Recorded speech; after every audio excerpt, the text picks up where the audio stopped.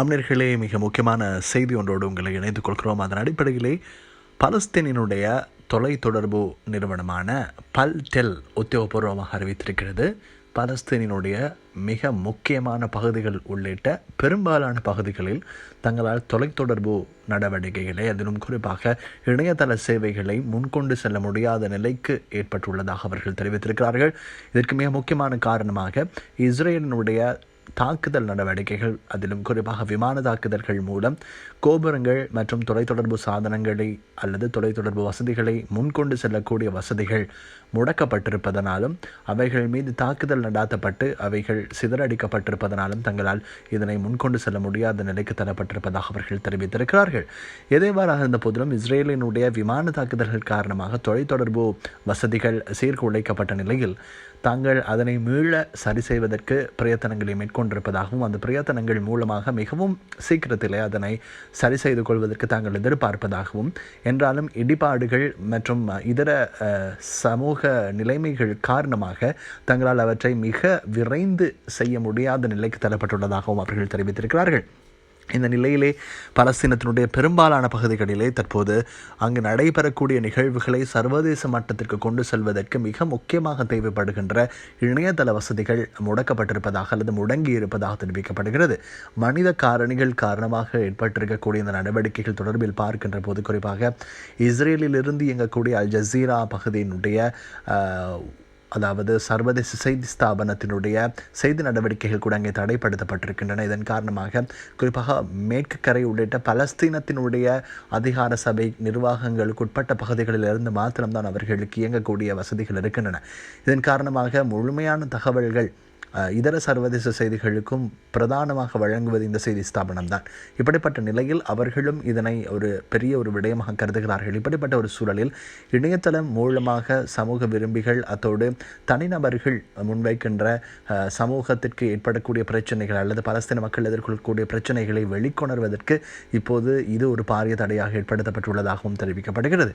இந்த நிலையில் இந்த இணையதள வசதிகளை மீள செயலுருவாக்குவதற்கான நடவடிக்கைகளை தாங்கள் மேற்கொண்டு வருவதாக தெரிவிக்கின்ற பல்டெல் என்பது பலஸ்தீன தொலைத்தொடர்பு நிறுவனம். இவர்கள் தெரிவித்திருக்கக்கூடிய தகவல்களின் பிரகாரம் பார்க்கக்கூடியதாக இருக்கிறது.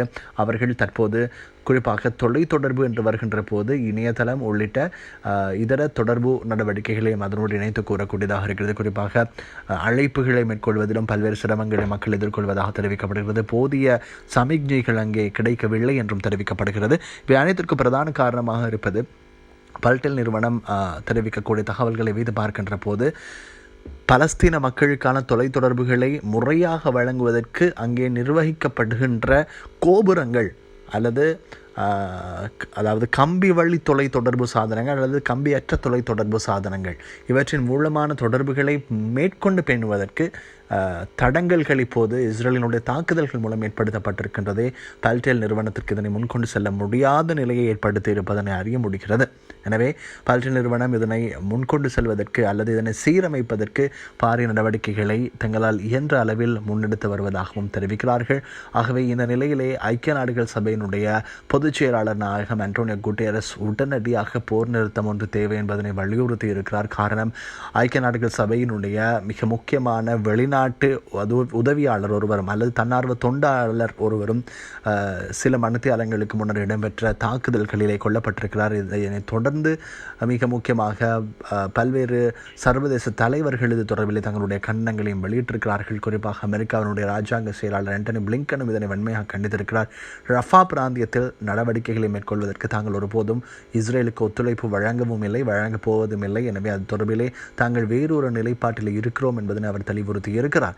இந்த நிலையிலேயே அமெரிக்க ஜனாதிபதி ஜோ பைடன் மற்றும் இஸ்ரேல் பிரதமருக்கு இடையிலே நடைபெற்ற கலந்துரையாடல், குறிப்பாக தொலைபேசி கலந்துரையாடலில் சர்வதேச குற்றவியல் நீதிமன்றத்தினுடைய பிடிபிராந்து பிறப்பிக்கப்படுவது தொடர்பில் தான் பல்வேறு தகவல்கள் பரிமாறிக்கொள்ளப்பட்டதாக தெரிவிக்கப்படுகிறது. எவ்வாறான சந்தர்ப்பத்திலும் ரஃபா பிராந்தியத்திலான நடவடிக்கைகளை நிறுத்துவதற்கு தலைப்படுவதில்லை என்ற இஸ்ரேல் பிரதமரின் குற்றச்சாட்டுக்கு, அதாவது இலக்காக கூடிய ஒரு வார்த்தை பிரயோகம், அவருடைய அந்த விடயங்களை விமர்சித்திருப்பதாகவும் தெரிவிக்கப்படுகிறது.